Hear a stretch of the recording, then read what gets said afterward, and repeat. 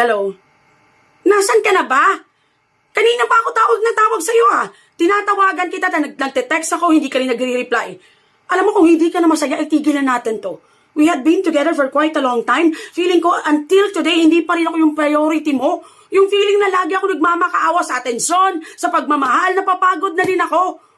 Ayoko ring maging dahilan na parang maramdaman mo na hindi ka na masaya. Maghiwalay na tayo. Ilang beses na to. Sa totoo lang, hindi na ako masaya. Every time na nagigising ako, iniisip ko, mahal mo pa ba ako?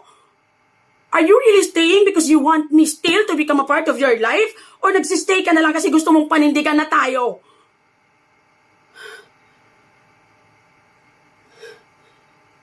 Jollibee ka? Pabili akong 2-piece chicken, yung spicy.